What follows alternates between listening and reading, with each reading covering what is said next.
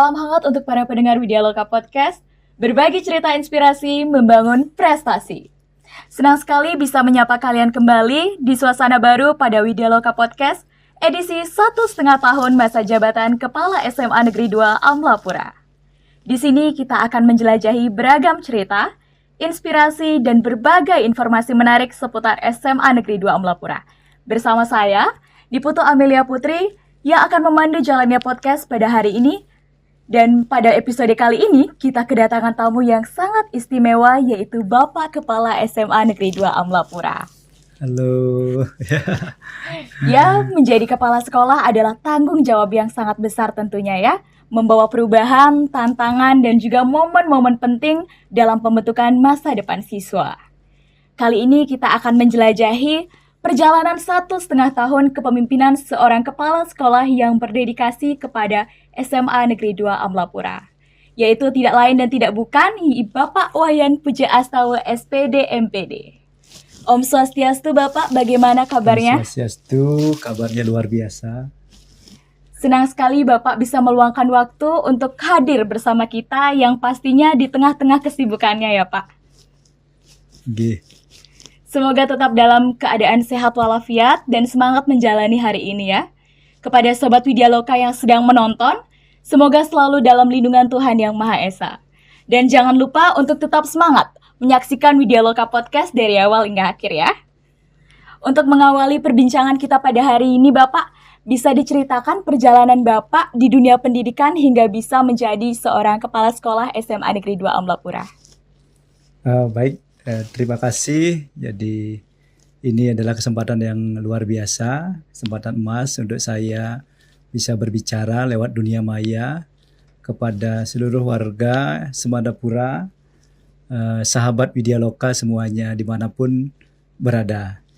Jadi terkait dengan pertanyaannya Putri tadi, jadi yang pertama terkait dengan sampai saat ini perjalanan saya sampai saat di titik ini ya. Jadi mungkin bisa agak panjang ini ya ceritanya. Kalau mau diceritakan sangat panjang, tetapi kita ingin mulai dari pertama bahwa memang saya sangat bersyukur bahwa saya bisa mengenyam pendidikan yang lengkap ya dari TK sampai perguruan tinggi. Jadi saya awali saya bersekolah pendidikan dasar itu dimulai di Selumbung, Manggis, ya Karangasem, jadi asli Karangasem, ya. Jadi tepatnya di SD Negeri 1 Selumbung, kemudian melanjutkan pendidikan ke SMP Negeri 2 Manggis, ya. Karena pingin mengenyam pendidikan yang lebih tinggi. Jadi kalau mungkin diawali, mungkin banyak orang berpikir bahwa kadang keterbatasan kita membuat kita tidak mau berpendidikan kan itu.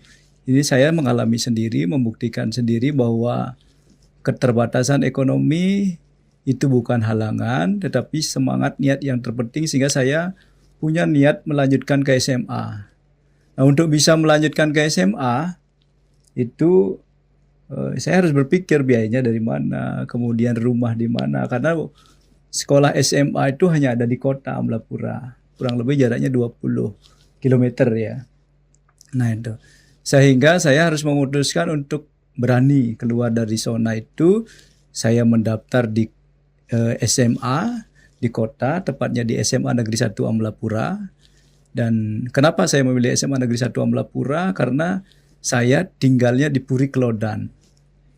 Puri Klodan itu yang Puri di sebelah selatan Puri Agung ya, yang ada pohon beringin. Di situ saya tinggal selama 3 tahun. Sehingga saya bisa mengenyam pendidikan SMA dengan mengeluarkan biaya tidak terlalu banyak. Kemudian karena niat untuk melanjutkan lebih tinggi lagi, saya mendaftar di waktu itu namanya STKIP Singaraja, sekarang menjadi Undiksa. Ya. Nah, itu sehingga bersyukur saya diterima di jalur PMDK namanya dulu, tanpa tes, sekarang mungkin SNBP ya. Ya. Itu. Jadi saya diterima di pendidikan matematika. Cita-cita saya memang guru. Ya. Sehingga saya melanjutkan di situ. Nah, kemudian singkat cerita saya sudah menyelesaikan pendidikan S1, belum wisuda. Saya kebetulan tamat bisa paling cepat saat itu, yaitu 3,5 tahun. Mungkin saya yang pertama yang tamatnya paling cepat di Undiksa. Sangat Gitu. sangat Eh, keren Bapak. Iya. Karena keinginan supaya bisa bekerja lebih cepat. Akhirnya sebelum wisuda saya juga sudah diterima menjadi guru bantu saat itu per tahun 2003. Hmm, 2003 ya. Sudah kelas berapa waktu itu? 2003 belum lahir Oh, belum Bapak. belum lahir ya. Jadi masih jauh sekali berarti ya. Iya, Jadi 2003 saya sudah jadi guru, mengajar di SMK Negeri 1 Sukesade, Buleleng. keren Bapak. Iya, maunya sih jadi dosen, tetapi tidak kesampaian. Kemudian 2003 akhir itu ada bukaan CPNS di Karangasem. Jadi ya saya ambil keputusan ya kembali pulang melamar di Karangasem. Syukur waktu itu diterima juga. Nah, sehingga saya ditempatkan di SMK Negeri 1 Abang. Di sana mengawali karir menjadi CPNS 10 tahun. Karena di kota tidak ada sekolah negeri SMK, jadi tahun 2013, tepatnya 10 tahun, saya dipindahkan ke SMK Negeri 1 Amblapura. Di situ merintis sekolah, menjadi pendiri ya. Gitu. Kita berlima di sana, yang awalnya semak belukar, sawah, ya di mana-mana ada ya air yang besar, itu kita rubah menjadi SMK negeri satu-satunya di kota Amblapura. Nah, yang menarik lagi waktu itu, sebelum kami punya sekolah di SMK Negeri 1 Amblapura, kami numpang di sini, di SMA Negeri 2 Amblapura. Kurang lebih 1 semester. Kami belajar di selatan lapangan itu. Jadi itu. Jadi saya secara pribadi jadi menjadikan SMA 2 ini sebagai rumah selama 6 bulan. Kemudian setelah itu kita membangun di jalur 11 ya, kita pindah. Nah, tepat pada ulang tahun ke-10 SMK Negeri 1 Amblapura saya juga dimutasi. Dimutasi ya diberikan tugas yang lebih berat menjadi kepala SMA Negeri 2 Amblapura.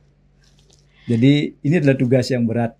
Namun saya sangat yakin bahwa dengan kolaborasi guru, kemudian pegawai, siswa, dan orang tua, tugas ini akan menjadi tidak begitu berat lah. Gitu ya. Astungkare Bapak. Itulah sedikit kisah ya, Iya. perjalanan sampai di titik ini. Sangat luar biasa Iya. Bapak tentunya.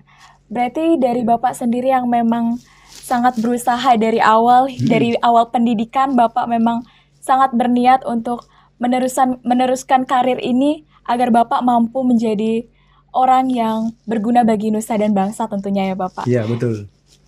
Dan pada apa saja tantangan terbesar yang dihadapi selama 1,5 tahun Bapak pertama sebagai Kepala SMA Negeri 2 Amblapura? Ya, kepala sekolah adalah pengalaman pertama, jadi sudah tentu ini banyak sekali tantangannya ya. Namun tantangan yang terbesar dari sebuah organisasi, apalagi SMA Negeri 2 Amblapura yang notabene sudah memiliki nama yang besar ya, tidak hanya di Bali tetapi juga di kancah nasional, bahkan tingkat internasional karena ada alumninya yang sudah sampai ke dunia internasional kan itu. Nah, tantangan yang saya hadapi pertama adalah dana, jelas. Support dana. Ini yang menjadi kenapa? Karena SMA 2 jadi memiliki prestasi yang luar biasa di mana kegiatannya itu sangat banyak dan memerlukan sokongan dana yang besar. Pada saat saya ke sini terjadi realokasi anggaran dana BOS itu yang mana kegiatan yang sebelumnya direncanakan untuk kegiatan kesiswaan itu tidak diizinkan, tidak disahkan oleh provinsi. Itu hampir 600 jutaan. Lumayan kan? Iya, lumayan Ya, sekali. jadi dana sebesar itu relokasi kemudian kita tidak ingin kegiatan tepatnya saya pindah ke sini itu tanggal 16 Januari 2023 SK-nya. Tapi saya mulai bertugas resmi mulai per 18 Januari 2023. 16 Januari itu adalah pas kelahiran saya itu. Jadi itu mungkin menariknya ya. Jadi hadiah terindah dari ulang tahun saya dari menerima SK. Namun tantangan terbesar tadi yang Pak sampaikan itu, jadi ada relokasi anggaran. Sehingga Pak berpikir bagaimana caranya supaya kegiatan di SMA 2 Amblapura itu tetap berjalan, bukan karena kurangnya anggaran, tetapi harus terus disupport supaya anak-anak tidak kehilangan semangat motivasi, kan itu.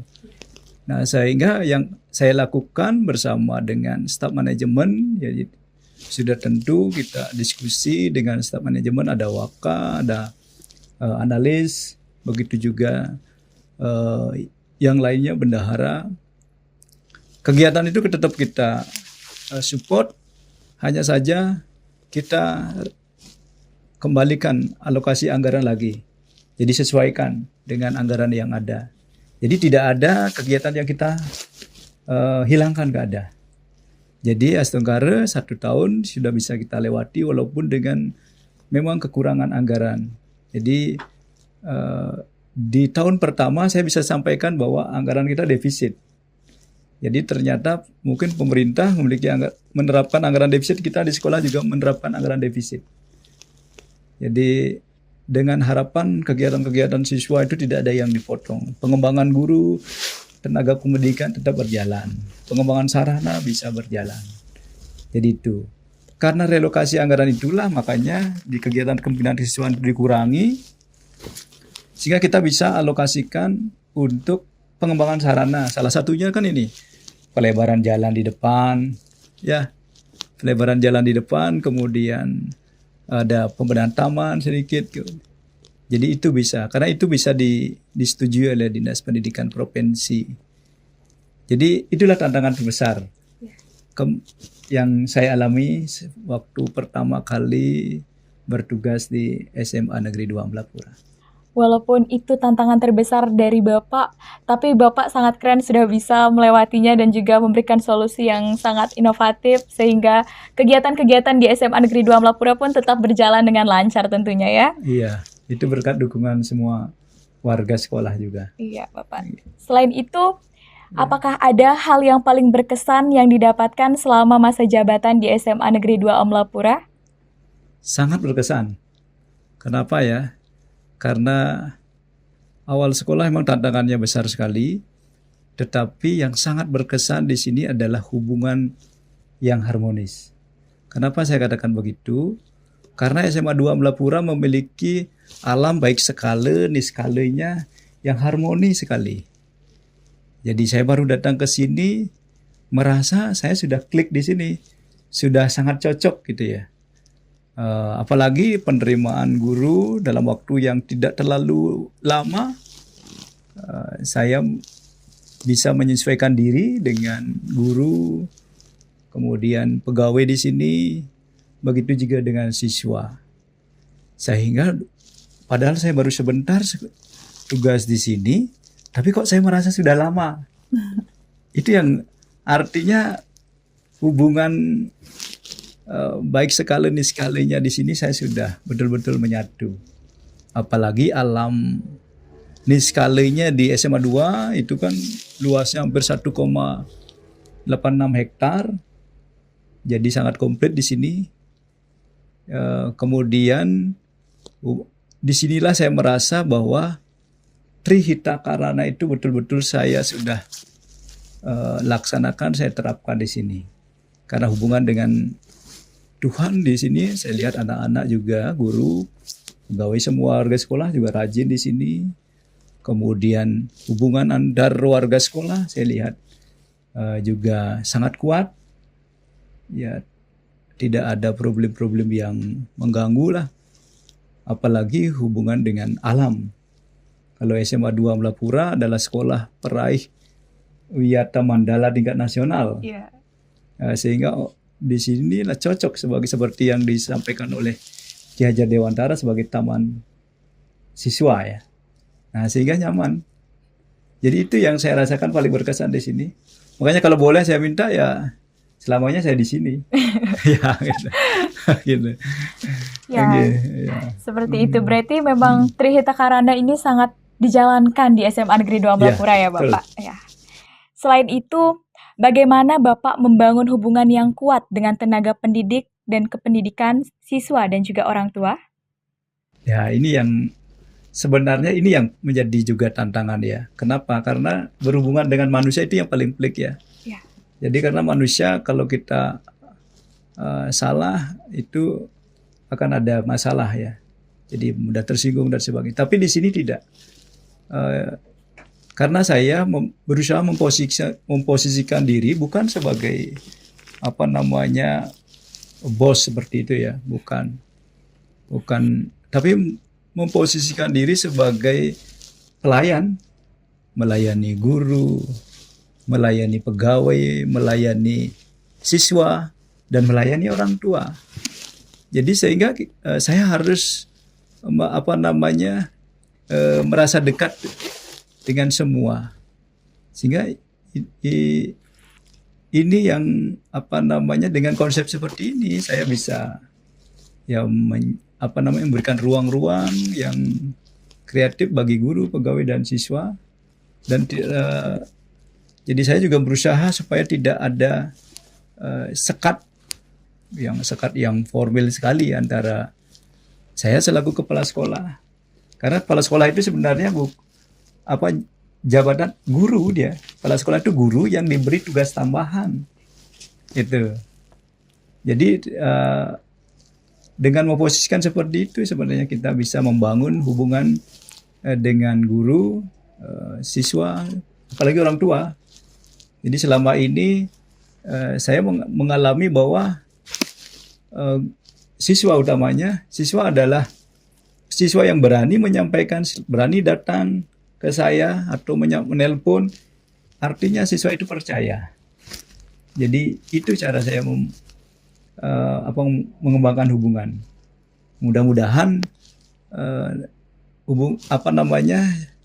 hubungan ini bisa lebih harmoni lagi ke depannya. Sangat luar biasa Bapak. Ya. Berarti Bapak ini mengedepankan komunikasi ya. Betul. Selain itu, apakah ada strategi dari Bapak sendiri untuk meningkatkan kualitas pendidikan untuk SMA Negeri 2 Amblapura? Ya, pasti. Jadi untuk mengembangkan, memajukan sebuah sekolah, apalagi sekelas SMA 2 Amblapura yang sudah memiliki nama yang besar, itu tantangan kita ya, membuat nama besar SMA 2 Amblapura itu tetap dipertahankan, kalau bisa lebih berkibar lagi kan gitu. Jadi sudah tentu kita harus memikirkan strategi untuk terkait dengan strategi yang pengembangan sekolah ini ya harus kita yang pertama ya kita harus mengetahui masalah itu ya, identifikasi masalah itu yang setelah kita mengidentifikasi masalahnya kita harus bisa merefleksikan apanya? Akar masalahnya. Jadi kemudian setelah itu baru kita akan membuat program untuk membenahi. Jadi disingkat dengan IRB namanya. Identifikasi, refleksi, benahi. Jadi itu strategi yang kita ingin terapkan. Karena pertama kita harus mengenal dulu sama SMA 2 Amblapura. Termasuk gurunya, termasuk pegawainya, siswanya, orang tuanya, termasuk alumninya. Itu. Karena alumni itu adalah aset, apalagi yang sekelas SMA 2 yang alumninya sudah tersebar di seantero Indonesia. Bahkan sampai ke Inggris, Kanada, Australia, India ada, Singapura ada. Jadi itu. Maka identifikasi di situ. Maka waktu pertama saya ke SMA 2 kebetulan berhadapan dengan hari ulang tahun yang ke-40. Nah pada ulang tahun ke-40 itu ya mungkin semuanya tahu ya.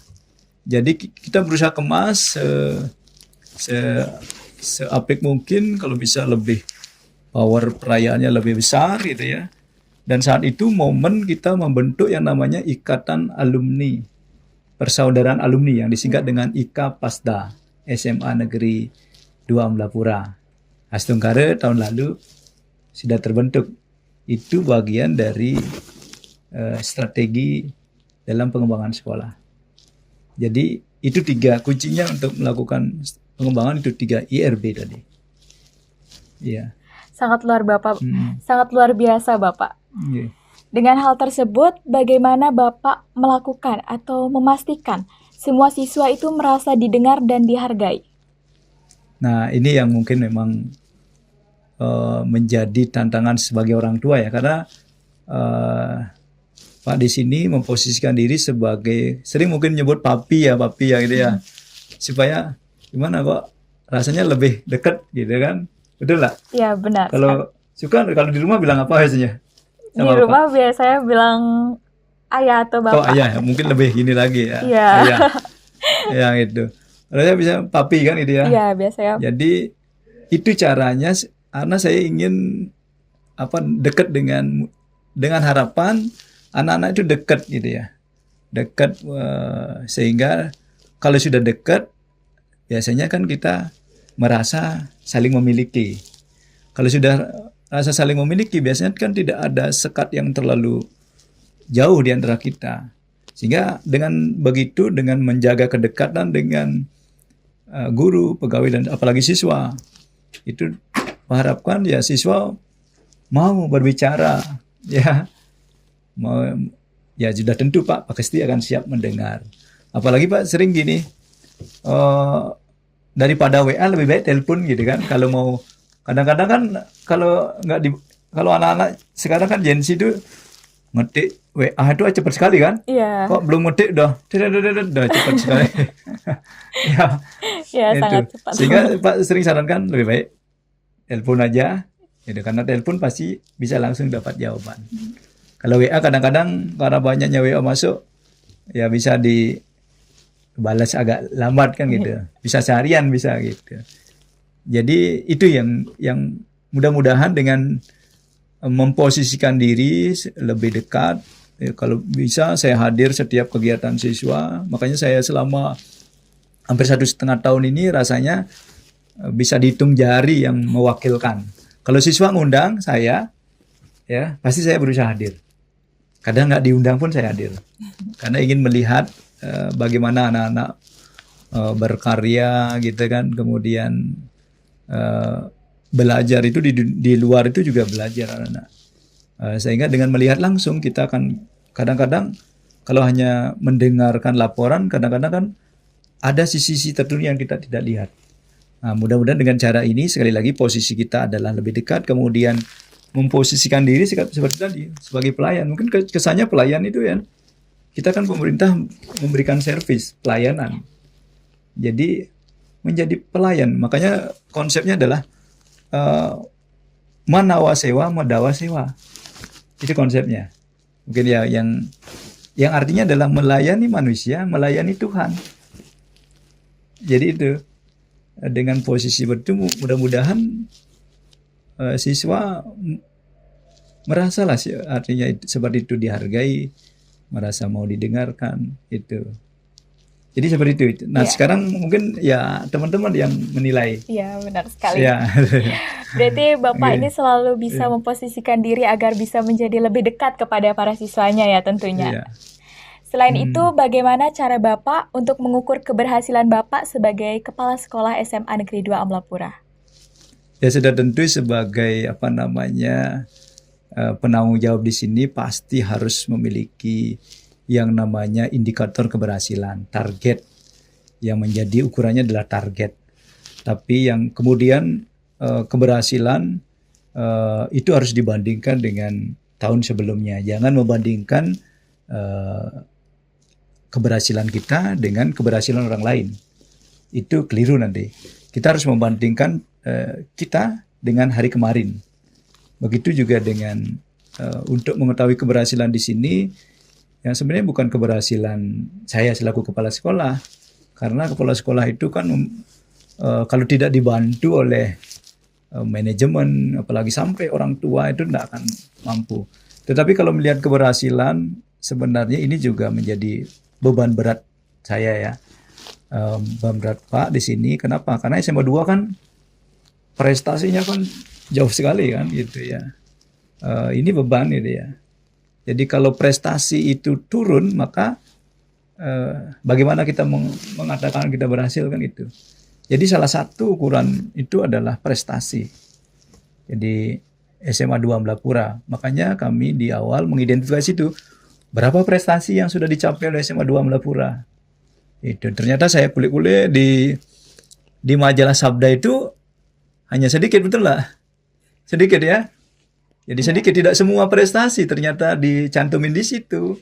Jadi saya nggak bisa memiliki data yang gini gitu, itu kelemahannya. Kemudian ukuran keberhasilan adalah alumni lulusan SMA 2 Amblapura itu kemana saja. Itu kan? Iya, benar. Jadi ada yang melanjutkan ke perguruan tinggi negeri, ada yang melanjutkan ke perguruan tinggi swasta, ada yang ke sekolah kedinasan, seperti Akpol ada juga, ke militer kan, Akpol, Akmil gitu kan, polisi atau tentara gitu ada. Kemudian ada juga yang bekerja gitu deh. Nah ini harus diidentifikasi juga sebenarnya. Jadi kalau kita ingin mengetahui keberhasilan, kita harus punya data sebelumnya. Dan ini mungkin dulu karena belum zaman digital ya. Iya. Jadi itu belum terdokumentasi dengan baik. Jadi sehingga ya walaupun kita udah punya data bahwa SMA 2 Amblapura ya lulusannya udah menyebar di seluruh Indonesia. Tetapi karena kita tidak punya data ya kita tidak bisa membandingkan. Itu. Oleh karena itu yang langkah pertama yang harus kita lakukan untuk mengetahui keberhasilan kita khususnya terhadap alumni, capaian alumni ya kita harus memiliki data. Makanya saya mohon bantuan ke Humas dan BK, tolong ini didata. Itu. Jadi karena itu adalah ukuran, misalnya nanti nyatakan berhasil kan, dia berhasil. Berhasilnya diukur berhasil itu setelah mungkin lulus nanti di SMA. Lanjut kemana? Misalnya nanti ke kampus A gitu ya. Setelah di kampus A, bekerja kemana? Itu harus dilacak itu. Makanya kita penting sekali kemarin membentuk ikatan alumni. Karena tujuan Pak itu. Dengan adanya ikatan alumni, maka komunikasi antara alumni dan sekolah tetap terbangun. Oh misalnya yang angkatan ini gitu, misalnya angkatan pertama, sekarang kan sudah ada angkatan sampai ke angkatan ke-39. Ya, angkatan ke-39 itu. Nah, dari situ kita bisa menjalin komunikasi. Yang angkatan 1 ternyata masih. Yang koordinatornya sekarang menjadi kepala bidang di Kabupaten Karangasem. Kemudian ketua ikatan alumninya Pak Wayan Serina itu menjadi asisten 2 Gubernur Bali. Sebelumnya bisa menjabat sebagai PJ Bupati Karangasem. Nah, dengan terbentuknya itu saya harapkan data alumni ini terekam nanti. Jadi ini tantangan kita ya. Untuk mengetahui keberhasilan sekolah, bukan keberhasilan saya, keberhasilan SMA 2 Amblapura ya harus diukur dari alumninya juga. Jadi itu, makanya untuk mengetahui keberhasilan itu kita sedang melakukan pendataan. Setelah melakukan pendataan kita dokumentasikan. Jadi disimpan datanya itu. Itu salah. Kemudian yang menjadi mungkin perhatian masyarakat ya. SNBP salah satunya kan yang mungkin sedang menjadi sorotan masyarakat SNBP, khususnya lagi adalah kedokteran. Ya. Ya. Mau kedokteran enggak nanti? Kurang tahu Bapak. Belum ya. Iya. Jadi itu. Jadi salah satu ukuran juga kedokteran itu ya. Jadi berapa sekolahnya yang lolos kedokteran? Biasanya ditanya begitu. Wartawan juga nanya gitu. Berapa kude lolos kedokteran gitu. Kan begitu. Ya. Jadi masyarakat juga nanya gitu, berapa itu. Padahal keberhasilan itu sebenarnya bukan hanya yang lolos kedokteran. yang lolos bisnis berapa, yang lolos hubungan internasional berapa. Itu juga. Tapi setelah itu ya harus punya indikator, setelah itu bekerja di mana, penghasilannya berapa. Itu juga adalah salah satu indikator dan kita sedang menyiapkan itu. Jadi untuk mengetahui keberhasilan SMA 2 kita siapkan data-data seperti itu. Sehingga ilmiah dia. Oh, saya katakan SMA 2 Amblapura semakin maju karena ini naik level kan gitu ya. Itu yang kita sedang siapkan. Berarti jadi, sekali lagi saya berikan catatan, ini bukan capaian saya, tapi capaian seluruh keluarga besar SMA 2 Amblapura. Namun saya merasa belum berhasil untuk memajukan SMA 2 Amblapura. 1,5 tahun ini mudah-mudahan bisa kita siapkan untuk lebih mengembangkan SMA 2 Amblapura. Jadi beban berat saya adalah mempertahankan prestasinya, kalau bisa nanti lebih meningkatkan lagi. Mudah-mudahan yang angkatan sekarang, yang angkatan 40, 41, 42 nanti mudah-mudahan bisa mendapatkan ruang-ruang yang lebih sehingga bisa meningkatkan kualitas diri.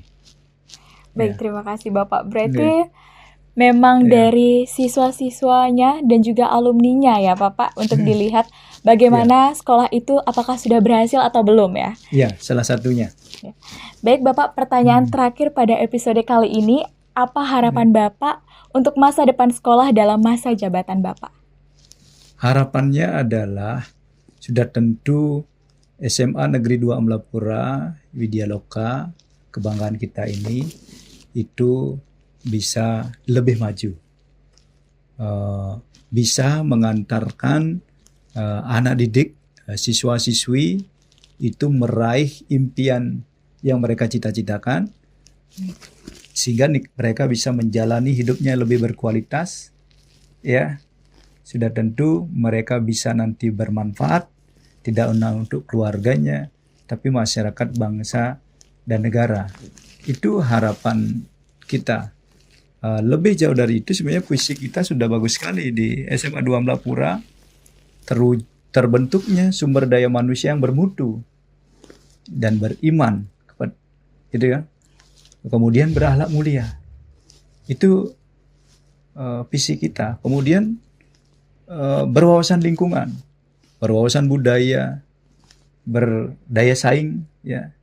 Jadi itu bisa bersaing di era global, itu visi kita. Jadi itu harapan kita. Jadi terwujudnya visi di mana terbentuk SDM yang bermutu itu.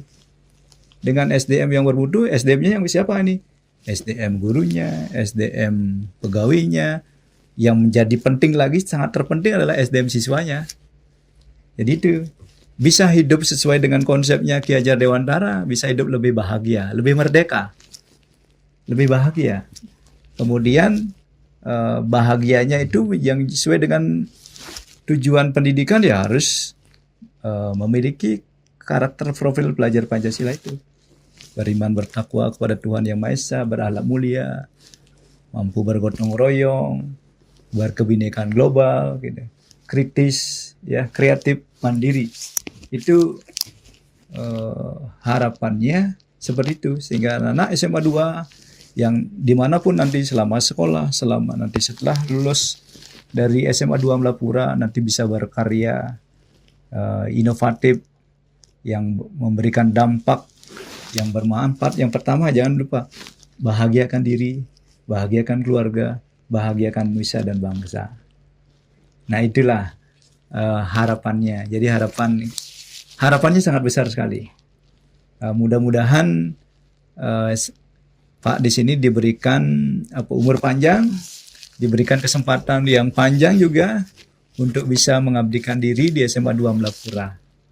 Sehingga SMA 2 Amblapura seperti triloginya, tahu enggak triloginya? Kurang tahu Bapak. Jujur, yes. Jujur, disiplin, yes. Dan berprestasi. Prestasi, oke, kan itu ya. Sehingga Widyaloka menjadi my pride, ya gitu kan itu ya. Itu yang bisa Pak sampaikan. Ya. Sangat luar biasa Bapak.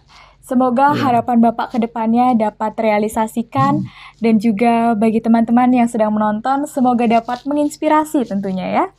Terima kasih kepada Bapak Iwayan Puja Astawa SPD MPD selaku Kepala SMA Negeri 2 Amlapura yang sudah menyempatkan hadir di tengah-tengah kesibukannya di Widyaloka Podcast episode hari ini. Terima kasih kepada pendengar setia Widyaloka Podcast yang telah mendengarkan podcast kami dari awal hingga akhir. Kami harap pembahasan ini dapat memberikan wawasan dan juga memberikan pesan yang berharga bagi teman-teman yang sedang menonton. Jangan lupa untuk mengikuti podcast kami SMA Negeri 2 Amlapura. Sampai jumpa pada episode berikutnya. Om Santi Om Santi Santi Om. Santi Om. Ya, semua ya.